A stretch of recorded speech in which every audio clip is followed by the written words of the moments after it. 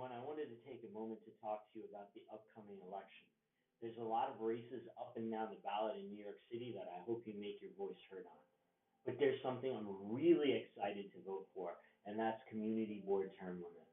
I know and I have worked with several community board members across the city, and they're great, civically minded people. And my support of limits is not meant to diminish their contributions in any way.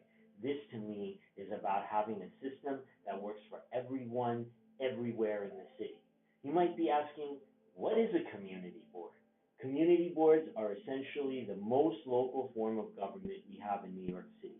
Each community board, or CB, is a group of up to 50 local volunteers who are appointed by the borough president to represent the community for a 2-year term. Now, whatever the issue is on a local level, you go to a community board to get the city's attention. Because community boards have an influence on how politicians and city agencies work in a given community. They have a big role in zoning variances, rezoning entire neighborhoods, something as mundane as like where to put a speed bump, whether you want a bike lane in your neighborhood, whether you don't want a bike lane in your neighborhood. These are the people that you go to. Now that sounds great, right? You probably didn't even know that there was an agency like this or a place that you could go to tell the city what you thought of what they're doing around now. But the thing is, community boards are appointed, and the process by which they're appointed is completely non-transparent, and the appointments are effectively for life. Now, this is this is a huge issue because this creates what is like a demographic lag in the system, and this has an impact on the next generation of leaders. As you know, neighborhoods change, and it's important that a board that's supposed to be the voice of the neighborhood reflects those changes. You have people who have served 20 years on the boards, and God bless them. But writ large, that skews the boards to be not as representative of their communities as they should be.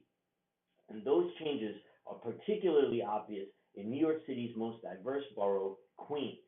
Now, in Queens, there have been dramatic changes in the neighborhoods in the last few decades.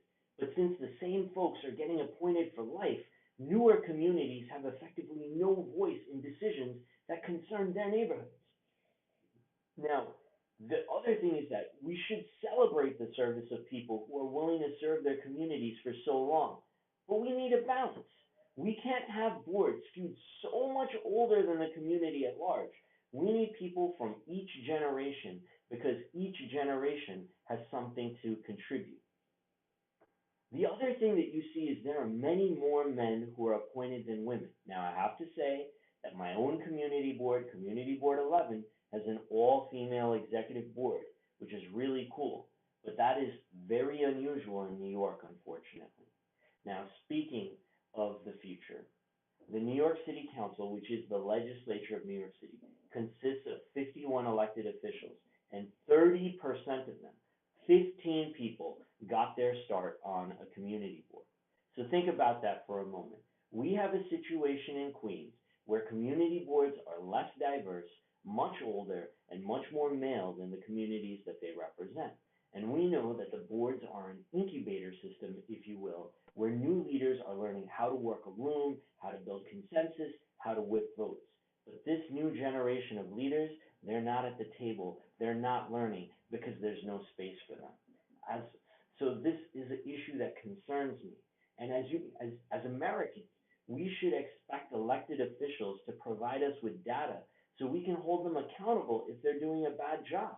But instead of a uniform system throughout the city, each borough president provides the data that they would like to present.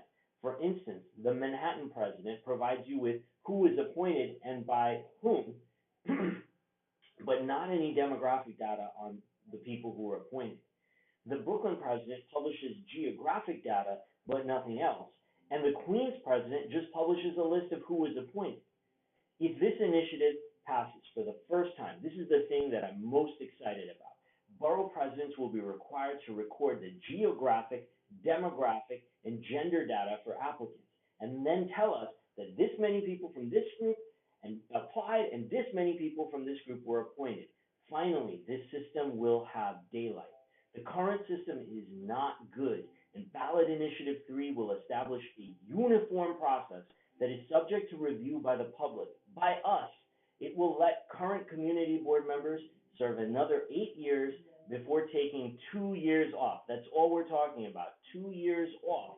And then they will apply to serve on their boards again. But it creates an opportunity for new voices to serve as well. So I hope you'll join me in voting yes on community board term limits.